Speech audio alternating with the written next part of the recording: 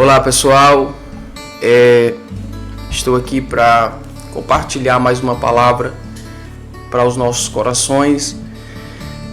Nós sabemos que estamos vivendo dias difíceis, dias de crise, de colapso, não só no Brasil, mas no mundo.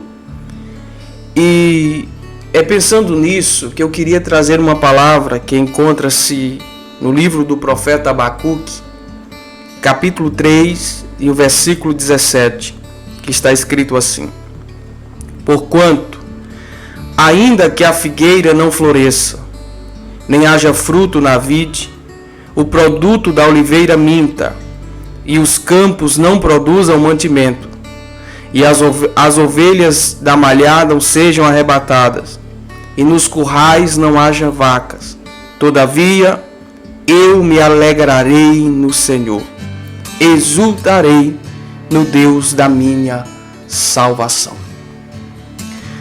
A mensagem do profeta Abacuque é uma mensagem que tem aproximadamente 2.500 anos.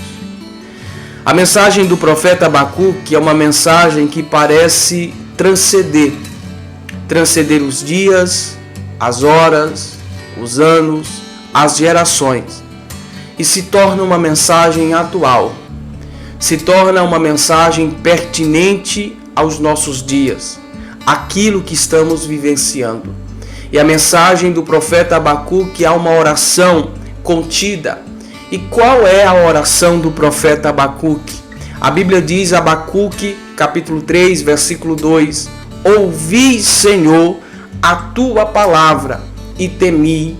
Aviva, ó Senhor, a tua obra no meio dos anos, e no meio dos anos a notifica, e na ira lembra-te da misericórdia. A mensagem do profeta Abacuque.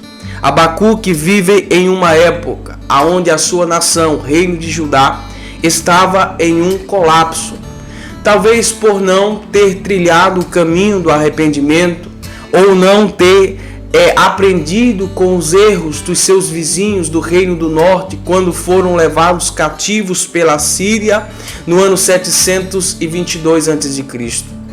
Agora, o que me encanta ao se falar do profeta Abacuque é a sua narrativa. Por quê? Porque o que é um profeta? O profeta é a voz de Deus na terra. É um homem usado, ou quando eu me refiro a homem, é uma pessoa usada por Deus para confrontar o povo pelos seus pecados.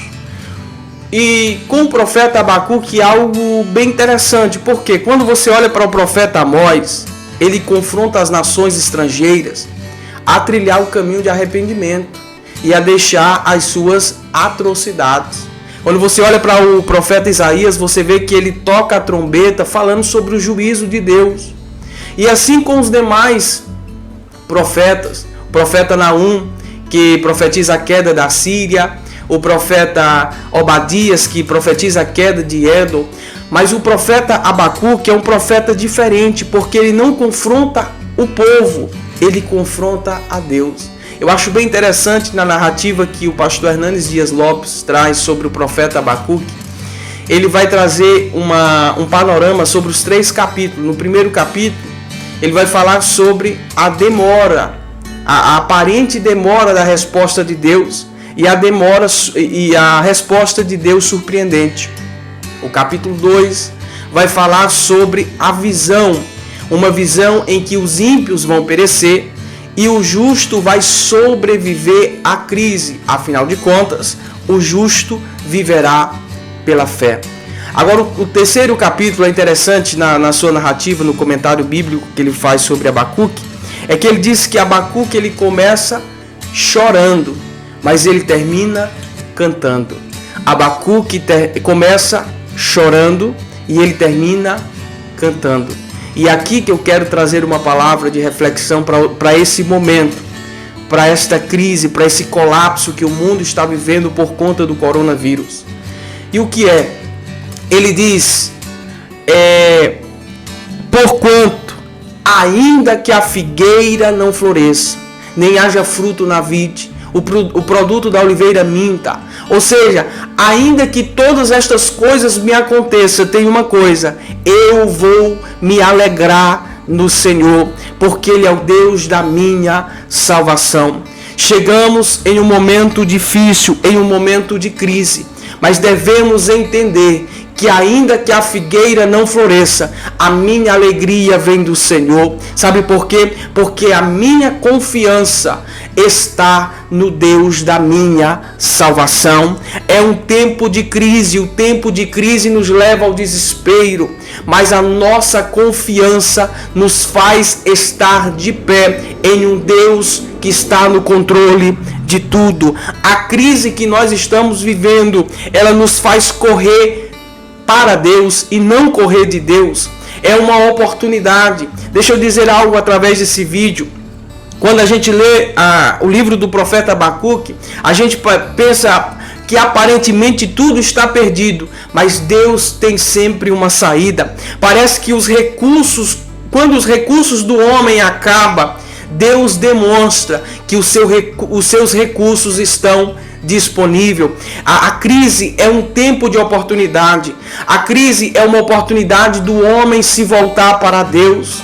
A crise é uma oportunidade do homem entender que ele precisa reencontrar o primeiro amor. É tempo de estarmos unidos e não dispersos. Não é tempo da gente dividir opiniões, nem demonstrar, fulano está certo porque agiu desta forma, fulano está errado porque agiu. Não é tempo de mostrarmos que estamos certos ou estamos errados. É tempo de voltarmos ao primeiro amor. A crise é um tempo de oportunidade do homem encontrar-se com o seu Criador. Agora é interessante porque em tempos de crise a nossa alegria continua sendo o Senhor. A nossa confiança tem que estar no Deus da nossa salvação.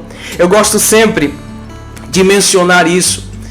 É algo ilustrativo para a gente entender essa questão de confiança.